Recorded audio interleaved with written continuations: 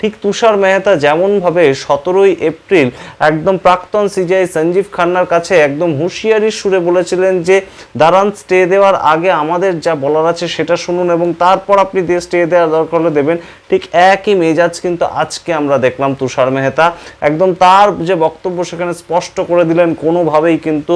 এই সংবিধানে একদম যেভাবে আমরা পাস করিয়েছি, সংসদে যেভাবে পাস করানো হয়েছে এই বিলটাকে, তারপরে আর স্টে দেওয়ার কোনো জায়গাই থাকে না, কোনো প্রভিশনেই কিন্তু কোনো জায়গা থেকে স্টে দেওয়া যেতে পারে না এই মুহূর্তে ওয়াকফ অ্যামেন্ডমেন্ট বিলটাকে। এই যে বিলটা সেটা সাংবিধানিক, এটা কিন্তু ইমিডিয়েটলি প্রতিষ্ঠিত হয়েই আছে, তার কারণ সংসদে একদম নির্বাচিত সাংসদরা কিন্তু তাতে ভোট দিয়েছেন, তাদের গুরুত্বপূর্ণ ভোটের মাধ্যমেই কিন্তু এই বিলটা পাস হয়েছে। সুতরাং এটা যে সাংবিধানিক এটা আর প্রমাণ করার কিছু নেই, সুতরাং সেই ক্ষেত্রে এটা যে অসাংবিধানিক সেটা কিন্তু প্রমাণ করতে হবে মামলাকারীদের। এই যে প্রশ্ন তুষার মেহতা তুলেছেন সেখানেই কিন্তু একটা মাস্টার স্ট্রোক দিয়েছেন বলে মনে করছে ওয়াকিবহাল মহল।